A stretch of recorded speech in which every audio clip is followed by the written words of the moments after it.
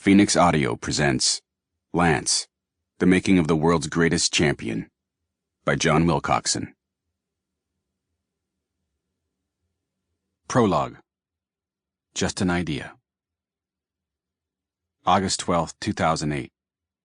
It was 2 weeks after the Tour de France ended. I was eating lunch at my laptop when an email message from Lance Armstrong popped up on the screen. The subject line was, Chat. Curious, I clicked it open and read, John, you got a second to chat with Bill and I? Thanks, L. Bill would be Bill Stapleton, his business partner and friend.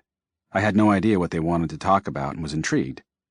I hadn't heard from Lance since before the tour, that was in late June, when in response to one of my questions about this book, he replied, Sorry for the delay. I'm in Santa Barbara with my kids for the summer, escaping the heat and just relaxing. Relaxing on the beach was exactly what he said he'd be doing when he retired from bike racing 3 years earlier. After winning the 2005 Tour's final time trial the day before the finish in Paris, where he planned to end his professional cycling career with a record 7th Tour victory, Lance talked to the media for an hour at the race winner's traditional press conference. Sitting at a table on a high stage in a cavernous hall, he asked for one more question. A French reporter took the microphone and asked, What will you be doing in July next year when the Tour is on? Lance smiled. He seemed to relish the thought. I'll be sitting on a beach with my kids, he said, relaxing with a cold beer. No one disbelieved him, nor did anyone question his sincerity when he spoke the next day in Paris. Wearing the Tour winner's yellow jersey for what everyone believed was the final time, Lance grabbed the race announcer's mic to address the thousands of spectators lining the world's grandest boulevard, the Champs-Élysées. No Tour winner had ever spoken to the crowds in Paris before, not even Lance. But this was his last chance. Few, if any, knew what he wanted to say, though most knew this would be no sentimental farewell.